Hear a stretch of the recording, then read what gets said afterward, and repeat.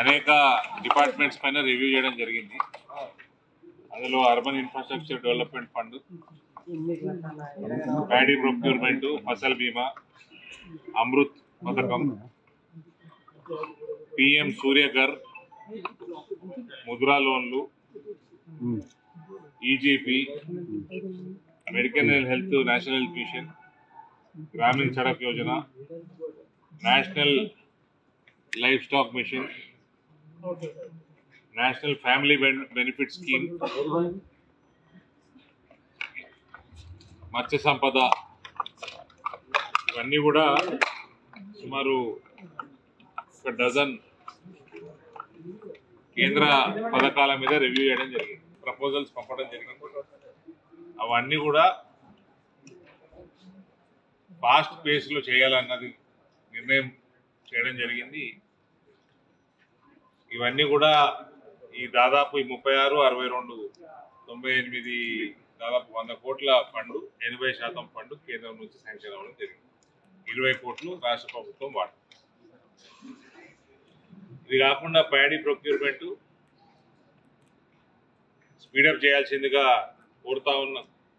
కోరడం జరిగింది. రెండోది, ఏదైతే రైతుకి ఇబ్బంది లేకున్నంత వరకు ఏదైతే వాళ్ళకి ఏమన్నా డస్ట్ ఎక్కువ ఉన్నా ఏమున్నా కూడా అప్పటి వరకు ఏమన్నా కోతలు ఉన్నా పర్వాలేదు, కానీ కొన్ని చాలా మటుకు కంప్లైంట్స్ రావడము, దాదాపు బ్యాగుకి 2 కిలోలు, 3 కిలోలు, 4 కిలోలు కోతలు చేస్తున్నారని, ఇది మాత్రం తక్షణమే ఆపాల్సిందిగా, దాని మీద దృష్టి పెట్టాల్సిందిగా కూడా కలెక్టర్ గారు చెప్పడం జరిగింది. ఫసల్ బీమా పథకము రాష్ట్ర ప్రభుత్వం యాటిట్యూడ్ బాలేదు. రాష్ట్ర ప్రభుత్వం నుంచి వాళ్ళ ఇన్సూరెన్స్ వాటా కడతలేరు. వాళ్ళు కడతాము అని వాగ్దానం చేసి ప్రభుత్వంలోకి వచ్చిండ్రు, ఇవాళ కట్టలేరు, కట్టే పరిస్థితి కూడా లేనట్టు నాకు అర్థమవుతుంది. సో ఈ అకాల వర్షాలకి, అతి వర్షాలకి ఇది ప్రతి సంవత్సరం వచ్చేది. ఫసల్ బీమా లాంటి పథకాలు ఇంతకుముందు కేసీఆర్ ప్రభుత్వం నెగ్లెక్ట్ చేసిండు, ఇప్పుడు ఈ ప్రభుత్వం కూడా నెగ్లెక్ట్ చేస్తుంది. ఇది మంచి పరిణామం కాదు. ఎందుకంటే ఇది మనకు ఎప్పుడో ఒకసారి వచ్చేది కాదు. ప్రతి సంవత్సరం మనకు సైక్లోన్లు వస్తున్నాయి, ప్రతి సంవత్సరం ధాన్యం దడుస్తున్నది, ప్రతి సంవత్సరం ఇదే రవసరం. కాబట్టి ఫసల్ బీమా ఇంప్లిమెంట్ చేసుకునే ఇంగిత జ్ఞానం ప్రభుత్వంకు ఉండాలి. రాష్ట్ర ప్రభుత్వం అమృత్ పథకం రివ్యూ చేయడం జరిగింది. ప్రధానమంత్రి సూర్యఘర్, ఈ ఇంట్ల మీద, ప్రతి ఇంటి మీద సోలార్ ప్యానెల్స్ 2 కిలోవాట్లకి మీకు సుమారు 1,20,000 నుంచి 1,30,000 ఖర్చు అవుతుంది. అందులో నుంచి మీకు 60,000 మీకు సబ్సిడీ ఇవ్వడం జరుగుతుంది.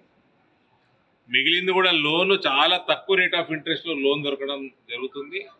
మీకు దాదాపు కరెంటు ఫ్రీ అయిపోతుంది. ఇంకా మిగిలితే డబ్బులు కూడా మీ అకౌంట్లో పడతాయి. సో అట్లా పడ్డ అకౌంట్స్ కూడా ఎన్ని ఉన్నాయి అని వెరిఫై చేయడం జరిగింది. ప్రతి జూన్లో, డిసెంబర్లో సంవత్సరానికి 2 సార్లు ఏదైతే అదనపు ఉత్పత్తి జరుగుతుందో కరెంటు, ప్రతి వాళ్ళకి ఆమ్దాని కూడా వస్తున్నది. కాబట్టి దాని మీద కూడా ఈ స్కీమ్ మీద అవగాహన పెంచాల్సిందిగా ఈ డిస్ట్రిక్ట్ అడ్మినిస్ట్రేషన్ అడ్వైజ్ చేయడం జరిగింది. వాళ్ళు రాష్ట్ర ప్రభుత్వంతో ఏం కోఆర్డినేట్ చేసుకొని ఇంప్లిమెంట్ చేసుకుంటే it is more not just economical for the poor but also environment friendly. దానికి ఒక పైలట్ ప్రాజెక్ట్ కూడా, ఒక గ్రామాన్ని ఎంచుకొని పైలట్ ప్రాజెక్ట్ చేయాల్సింది కూడా కేంద్రం నుంచి గైడ్ లైన్స్ ఉన్నాయి. అది కూడా తొందరగా ఇంప్లిమెంట్ చేయమని చెప్పడం జరిగింది. ముద్రా లోన్ల పరిస్థితి నాట్ బ్యాడ్, ఫర్దర్ ఇంప్రూవ్మెంట్ చేసే విధంగా కూడా చర్యలు తీసుకోవాల్సిందిగా విశ్వకర్మ యోజన కింద comparatively Jagtial is not bad, it is better in Telangana. Medical health పైన రాష్ట్ర ప్రభుత్వానికి 0 ఇంట్రెస్ట్ ఉంది. రూపాయి ఇస్తలేరు, స్కానింగ్ మిషన్లు పెడతలేరు. సెంటర్ ఏమో మెడికల్ కాలేజీలకు పర్మిషన్లు ఇస్తున్నది, దాని తగ్గట్టు హాస్పిటల్ అప్గ్రేడేషన్ పర్మిషన్లు ఇస్తున్నది. దానికి తగ్గట్టు వాళ్ళ ఫండ్ వస్తున్నది కానీ ఇక్కడ నుంచి ఫండ్ వస్తలేదు. హాస్పిటల్ అప్గ్రేడ్ అవుతలేదు. టోటల్ నెగ్లిజెన్స్ స్టేట్ గవర్నమెంట్ నుంచి హెల్త్ డిపార్ట్మెంట్ మీద ఉంది. గ్రామీణ సడక్ యోజనలో టోటల్ ఎన్ని మన దాదాపు ఒక బ్రిడ్జు, ఒక రోడ్డు, ఈ వీటి మీద చెప్తాను. వేరే అన్ని కూడా 90% 100% లాస్ట్ టైం అయినాయి, శాంక్షన్ అయిపోయినాయి, ఆల్మోస్ట్ కంప్లీట్ కూడా అయినాయి వర్క్స్. ఇబ్రాహీంపట్నం నుండి నడికుడ వయా యామాపూర్, ఫకీర్కొండాపూర్, ఇది total negligence of district administration, complete negligence of district administration. Collector గారు కూడా నేను స్ట్రిక్ట్గా చెప్పడం జరిగింది, ఈ రకంగా ఉంటే 4 సంవత్సరాలలో సర్వే చేసి కూడా ఇవ్వలేకపోయింది. ఫారెస్ట్ ల్యాండ్ ఉంది, ఫారెస్ట్ ల్యాండ్ ఉంటే ఫారెస్ట్ డిపార్ట్మెంట్ కలుపుకోవాలా, సర్వే చేసుకోవాలా, వాళ్ళ తగ్గట్టు వాళ్ళకి కావాల్సిన ల్యాండ్ ఇచ్చారు. దానికోసం ఎక్స్టెన్షన్కి మీరు సర్వే డీటెయిల్స్ తొందరగా అప్లోడ్ చేసి ఎక్స్టెన్షన్కి రిక్వెస్ట్ పెట్టుకోమని చెప్పినాను. కేంద్ర ప్రభుత్వం తోటి అడుగుదాం మళ్ళా. ఇప్పటికీ 4 సంవత్సరాలు దాటిపోయింది వాళ్ళు శాంక్షన్ చేసి, 5 సంవత్సరాలు వేస్ట్ చేశారు డిస్ట్రిక్ట్ అడ్మినిస్ట్రేషన్. ఈ ఫ్యామిలీ బెనిఫిట్ స్కీమ్ ఎవరైనా చనిపోతే 20,000 రూపాయలు రావడం, ఇవన్నీ కూడా అప్లికేషన్లు ఎన్ని ఉంటే అన్ని మాత్రం డబ్బులు వచ్చేసినాయి. అవేర్నెస్ పెంచితే ఇంకా అప్లికెంట్స్ పెరుగుతారు, బెనిఫిషరీస్ పెరిగే అవకాశం ఉంటుంది. కేంద్ర ప్రభుత్వాల నుంచి ఇటువంటి మంచి మంచి స్కీమ్లు ఏవైతున్నాయో దాని అవేర్నెస్ పెంచుకునే బాధ్యత కూడా రాష్ట్ర ప్రభుత్వం తీసుకోవాలి. కేంద్రం రాష్ట్రం కాంపిటీషన్ కాదు, కేంద్ర ప్రభుత్వము అందరికీ, దేశంలో ఉన్న అందరికి కూడా ఒకే రకంగా చూస్తారు. ఆ స్కీమ్స్ అన్ని రాష్ట్రాలకి ఇంప్లిమెంట్ చేసుకోవాల్సిందిగా వాళ్ళ బడ్జెట్ శాంక్షన్లు ఉంటాయి. చేసుకుంటే మీకు కూడా మంచి పేరే వస్తుంది. కేంద్రం నుంచి పైసలు వచ్చినా, రాష్ట్రం నుంచి వచ్చినా ప్రజల సొమ్మే, ఆడ నుంచి వచ్చిన నిధులు సద్వినియోగం చేసుకుంటే నీకు కూడా మంచి పేరు వస్తుంది. రాష్ట్ర ప్రభుత్వం ఈ కేసీఆర్ నేర్పించిపోయిన దరిద్రపు ఆలోచనలతోటి ఈ ప్రభుత్వం ముందుకు పోకపోతే బెటర్. ఇప్పుడు ఇక్కడ ఎమ్మెల్యే గారు ఉన్నారు, ఆయన ఏం పని ఉన్నా నాకు ఫోన్ చేస్తాడు, కోఆర్డినేట్ చేసుకుంటాడు. అట్లా చేసుకున్నందుకు 60 కోట్ల రూపాయలు వచ్చినాయి జగిత్యాల. అన్ని మున్సిపాలిటీ నిజామాబాద్ పార్లమెంట్లో అందరికంటే ఎక్కువ వచ్చినాయి Jagtial. It is not about BJP, Congress or TRS.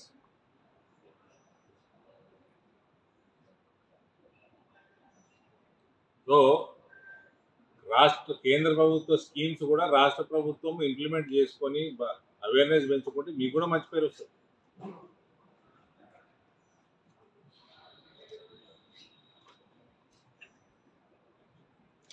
₹35 బియ్యం కిలో ఫ్రీగా ఇస్తున్నారు. ₹32 అందులో సెంటర్వి, ₹2 స్టేట్వి, రూపాయి ఇండివిజువల్ కూడా ఓవర్ టేకప్ చేస్తారు. ₹3, ₹32. ప్రధానమంత్రి ఫోటో పెట్టి నీకు బాధ ఏంది అని అడిగిన.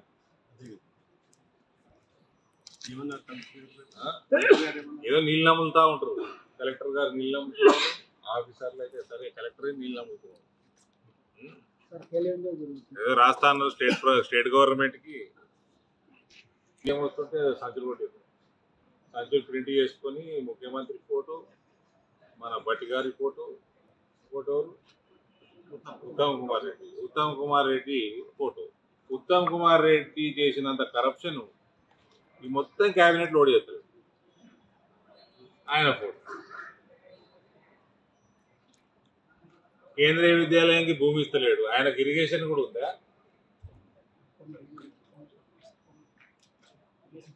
ఇరిగేషన్ ల్యాండ్ ఉత్తమ్ కుమార్ రెడ్డి, పొంగులేటికి రెవెన్యూ ఉన్నది.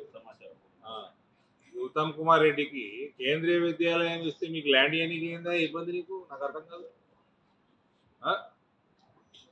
ఏదో నాచుకుంటున్నావు అంటే పైసలు వాటాలు కావాలి అందులో కూడా. కేంద్రీయ విద్యాలయం శాంక్షన్ అయితే ల్యాండ్ ఇవ్వడానికి ఇన్ని రోజులు ఎందుకు పడుతుంది? ఇంకా 80 ఎకరాలు ఉందంట కదా, మీరంతా జగిత్యాలలో, మీకు ఐడియా ఉంటుంది కదా. అందులోకి 10 ఎకరాలు ఇవ్వడానికి ఏమి ఇంకా తక్కువనే అడిగారు. పక్కకు స్టేడియం ఉందా? ప్రపోజల్ అందులో ఆ స్టేడియమే వాడుకుంటాము, మాకు స్కూల్ మందము, మా బిల్డింగ్ల మందము 5 ఎకరాలే అడిగినట్టు. నేను అది కూడా ఎందుకు అడుగుతారు, 10 ఎకరాలు అడగాలి. చరిత్ర సృష్టించినోడు ఇప్పుడు ఆ చరిత్రని తిరగరాయబోతున్నాడు. అబద్ధాల గోడల్ని బద్దల కొట్టి నిజాలను రాగా మీ ముందుంచబోతున్నాడు. నిజమైన వార్తల కోసం వెంటనే డౌన్లోడ్ చేసుకోండి రా యాప్ని.